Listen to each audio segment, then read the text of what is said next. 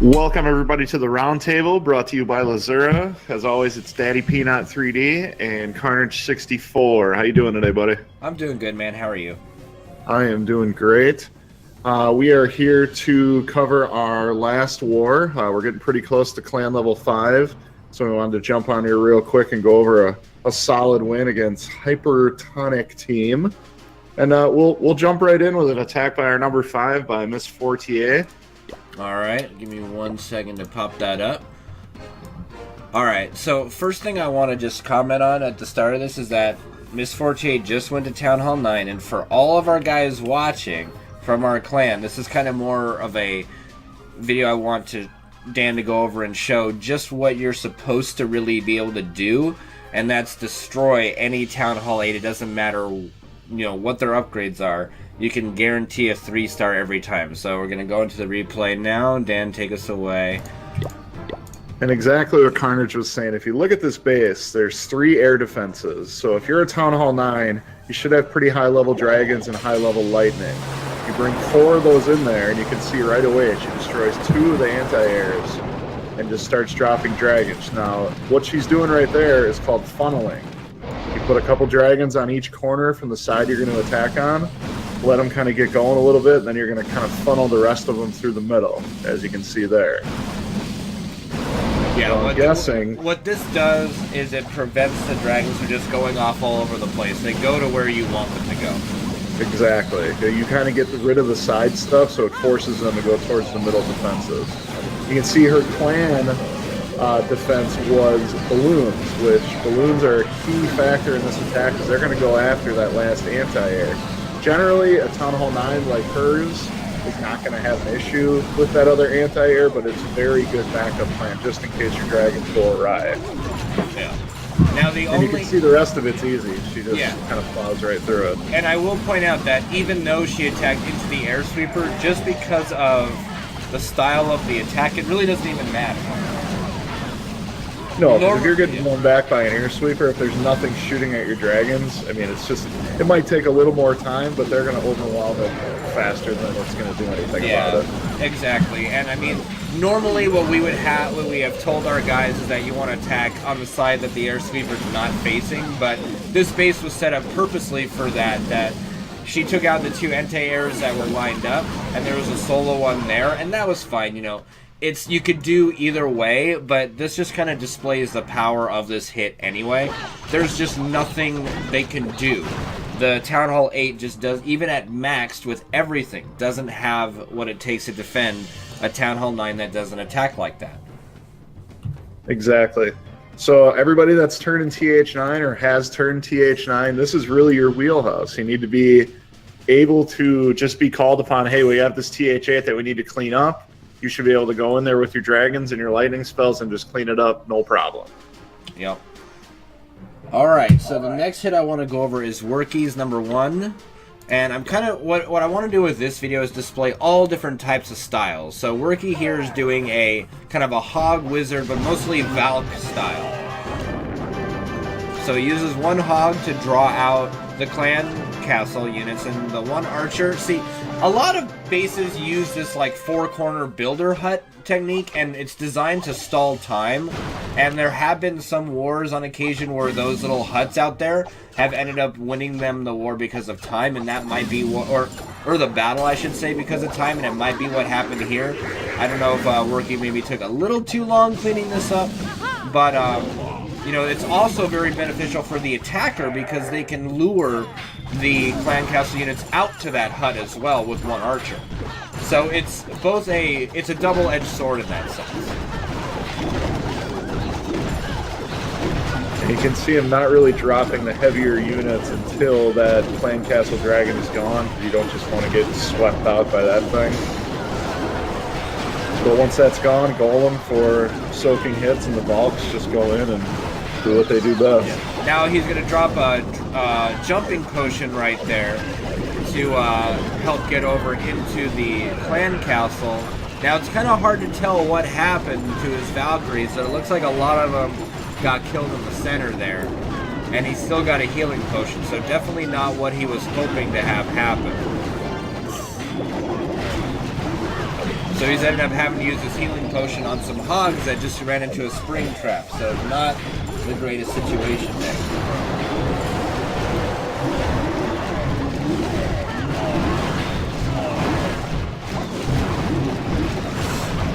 I do apologize. I seem to be having allergies today, so if I sniff a little bit, I do apologize for that. So man, those bowlers.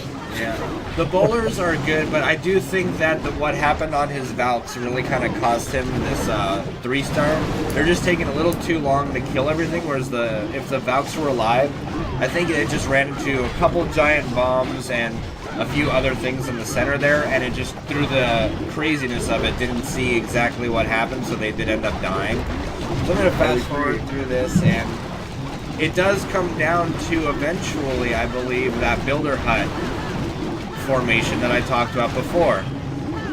So you got one way on the bottom that nobody's going towards. Yep. So it's a good thing in some sense. I do think that if he cleaned it up a little bit faster, he might have been able to do it, but I do think it was ultimately the Valks. But still, solid 98% 2-star. So that's one of those things that we really don't need to clean up, because it's just, you know, it's an attack on their number 5, and it's just a situation that typically doesn't need to get cleaned up because it's such a high percent.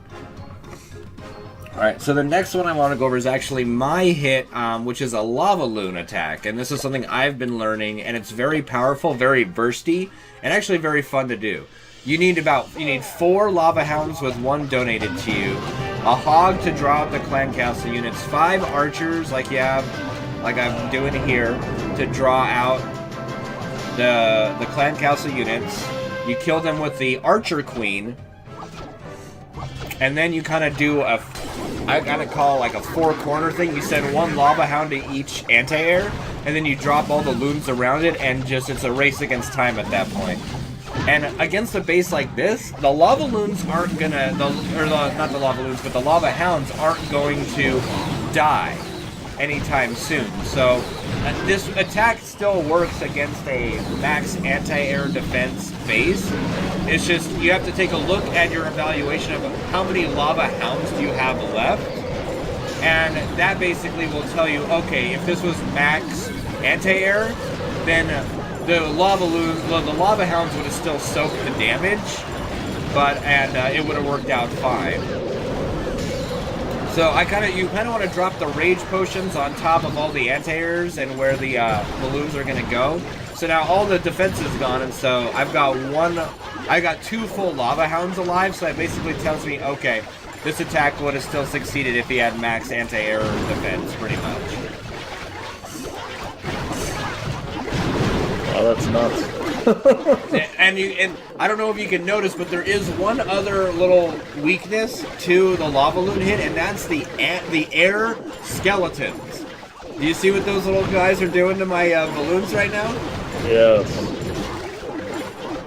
Ultimately, they can't kill those, right? No, they can't attack those. And even when the only thing that can kill those are the Lava Hound's little fire guys that spawn, which you would hope, like in a situation, if I was attacking a base that had max anti-air, I'd have more of those little guys running around to kind of kill the Archer Queen and kind of kill those little guys. But if you don't, then yeah, they're just going to chip away at me, but I had plenty left over, so it didn't really matter. Next one I want to do is Penguin's attack on their number 4. That's his second hit. And Penguin does another style that I want to go over, which is more a hog-based style.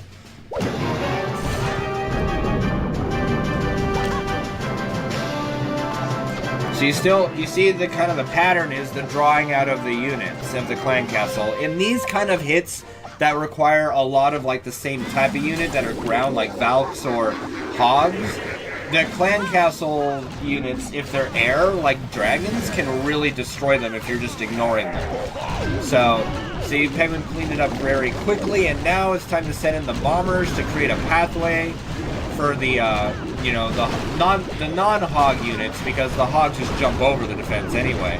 He's got a jumping potion there too, and then it's time to send in the hogs. And the hogs are basically like balloons, but on the ground. They go for nothing but defensive structures. And unlike with balloons, you use rage potions rather than healing potions. Like, you use healing potions on hogs because they already attack pretty quick. The reason you use rage and haste on balloons is because they attack very slow, but their damage is so high that when they do land on their target, like, the balloons just destroy the building, whatever it is, in one shot, whereas the hogs take a little bit longer, so they need that healing factor. What's the significance of the minions? The minions are probably just to help clean up the outside, and because he basically doesn't have anything that can destroy the minions at this point, because all the defenses are taken out, they're a very cheap unit that can help just take out the buildings that are remnants, so that it's a guaranteed quick 3-star, and he won't run out of time, pretty much, I believe. Gotcha.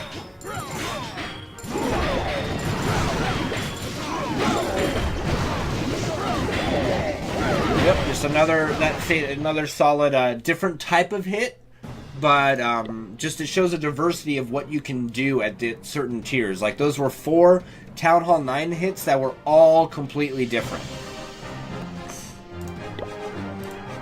And then lastly, I want to show basically the hit that it secured our lead, and it was a very strong one. It was by our Town Hall 11, our leader Jarrett. Did a hit against another Town Hall 11. So let's roll into it and just watch this madness. It's just awesome. Watching this live, we were just literally talking, and we're like, I have no idea what the heck's going on. Like, it just was madness. Absolute, utter madness. So he's starting by tossing some archers on the side. Seems pretty, quiet so far, no big deal. Drops a jump potion down there, so that's the path he wants to create. And here come the witches. So, witches are a unit I haven't seen that much of. What they do is they spawn, I believe, 6 skeletons each. And the idea of the skeletons is to soak up the anti-defense. So, the crossbows are shooting skeleton minions right now, rather than the big, hefty units. And you just don't know what's happening in there. Dan, I wish I could tell you, but I have no idea what is happening in there. All I know is that things are dying. Well, he put the warden down with all of his bowlers, because that thing's basically just going to follow the bowlers around and keep them as alive as they're going to stay. Keep them buffed up. And, and afterwards, Jared talked about he probably could have used his warden ability a little bit differently, but it did its job. He right there, it's over. Like, what he did, anything after this is just extra special. But that was just such a bursty, such a crazy hit that got a 2-star, very, very strong pretty hit. hefty Town Hall 11. I mean, it's got some defense there. Yeah, not an easy thing to do. Alright, so that's all of our attacks, and I wanted to show again all the different types of ways that you can do attacks as a Town Hall 9. And a lot of our Town Hall 8 guys are getting close. People like Savior, Zephyr, like, they're getting close to being ready. Mega Man is getting close to being able to level up to Town Hall 9. So they need to be able to do that instantly. Just like, okay, so when I hit Town Hall 9, I'm going to upgrade Dragon, make sure my Lightning is good, and I have a Quake spell, because even a level 1 Quake will do the job if you got a level 5 Lightning. And we can count on you to make sure that the Town Hall 8s are always cleared, because there have been some times, Hipster is one of them, that he likes this kind of P.E.K.K.A. ground attack when he doesn't need to. And he doesn't 3-star Town Hall 8s as a Town Hall 9. It's like, you don't need to do that. You have the tools you need to just get a guarantee 3-star every time. I get the idea of practicing ground attacks or diversifying, but not in a war in that sense. Alright, so the defenses I want to go over are just a couple of defenses, some fairly good ones that basically secured us the win. So first one I'm going to go over is James's defense against their number 4, which was a 2-star 78. So let's see what happened here. They're attacking with a Wizard Valkyrie heavy army. Sorry, the kid just walked on here, so trying to make sure there isn't any loud child noises on our video here. It's all good. Alright, so he's starting in the top right corner and drawing out the CC with... We didn't really draw out the CC. He's like, I'm going to kill the CC as I go, was the idea behind this. So, basically it was a burst to the Town Hall and then just whatever he has left over. And these Valks are very strong. Well, actually, no, they're only level 2. But Valks in general are pretty strong, so they'll get the extra %.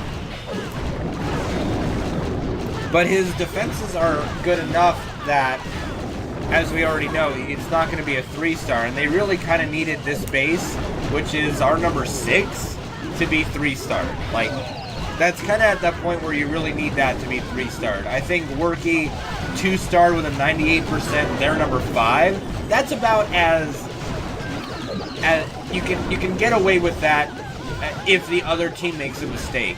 Otherwise, you kind of need the top 5, all 3, to be they're the ones that are hit or miss. You can either 2-star or 3-star the top 5, and anything like that is a bonus. But if you don't 3-star below the top 5, like all the ones below the top 5, then you're behind. Right, because generally, I mean, if you just look at the numbers of it, if you have a 10-person war, your top 5 can theoretically take out everything. You know, you have 2 attacks for each thing, so yeah.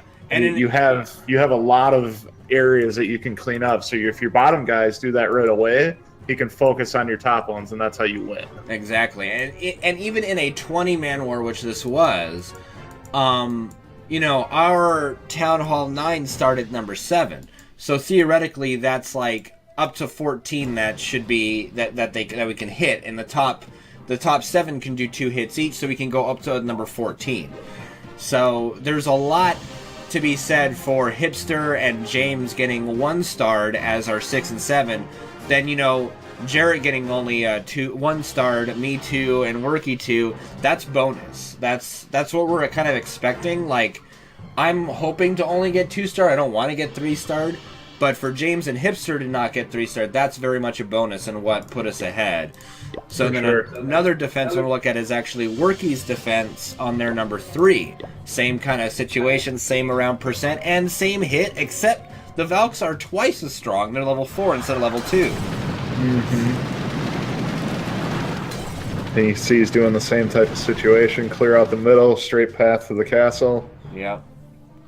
Well... See, now, Worky's base, I believe, is set up to give that 2-star. The way it's, like, the way it is. You see where the Town Hall location is? It's kind of right up there. So this base is designed to give that 2-star, but not a 3. Alright, because you burn out everything at the top. Yeah. Can't finish everything else off. That's the general idea behind it.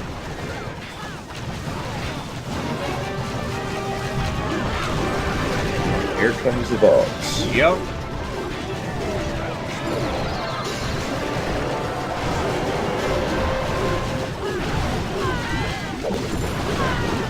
See, but I don't know, like, if I were to do a Valk hit, I don't know how I would clump them up like that so much. Because, like, a couple well-placed bombs, which in past wars I have defended Valk hits because of them. If you've got a golem in the clan castle and some bombs in the right place, they're all dead. Right. Every single one of them. And so, see, that's kind of what ends up happening here, is they all just kind of petered out. And so he's desperately trying to heal up a couple Valkyries with a healing potion, but they're just getting wailed on. So it doesn't amount to much, and then it's just the Archer Queen and some leftover wizards that get a few extra %, but this was never ever going to 3-star, which is very good for us. And then now, another really fun defense to watch will be what actually sealed the victory, which is Jarrett's defense on their number 1. And his base is just retarded. I'm sorry, that is ridiculous. So, but he went for a 2-star hit with max dragons and max loons. So in theory, this should be good enough to 2-star. In theory. In theory. But I don't think he did. I mean, I don't think he did a good enough job funneling, and so the dragons are kind of going off. And also, Jared's defense is just obliterating the dragons. And the dragons are what you want to live here, not the loons. Like, the loons are designed to kind of take out some of the defense, but you want enough dragons to live to go to that the town hall.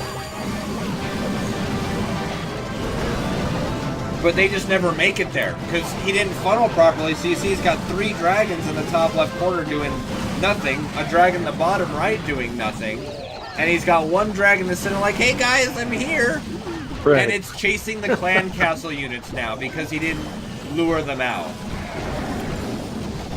It's kind of interesting to see that sporadic of an attack from a number 1 and a TH11 at that. I mean, you've obviously been playing for long enough. Yeah, it's just, but it was also a very good base defense and a base layout. Sure. And it kind of threw the guy for a loop.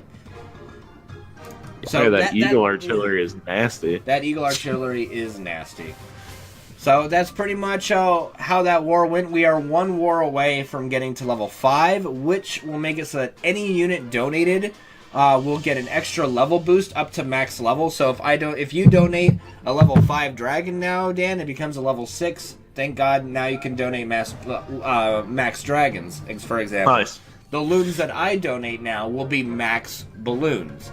And I'm only at Town Hall 9. I think you get max balloons at Town Hall 11. I don't even think you get them at 10. So it's a really good milestone for us, and it's something that we've really needed. And it makes it so that a lot of our guys that are on that donate that still have weaker units, they don't get punished for that. Yeah, exactly. So now, instead of waiting for Dissy or Jar or some of the other high level ones to donate, a lot of us will be able to donate some of the troops that we usually have anyway, and kind of speed things up a little bit. Yeah. It creates less dependence on certain people to be on all the time during hits, and allows everyone to kind of contribute, because we do have a lot of people on that love to give donations out. I've been trying to fill out stuff. I've been leveling up my units so I can donate. Like, I leveled up my golems to a max that I can at Town Hall 9, my lava hound stuff, because I want to be able to, when someone asks for a unit, I want to go, oh, I got to go message someone, or I can't help. Now I want to be able to just give them this stuff. Exactly. Well, hopefully, I think we're going to get in that war this week, so we should have our level 5 clan video pretty quick here, I think. I'm sure right after this next war's over, we'll showcase that and show you guys what's going on. All right, well, that's all I got for you, Dan. Well, on behalf of Carnage 64, this is Daddy P Not 3D. This has been the Roundtable. We'll see you guys next time.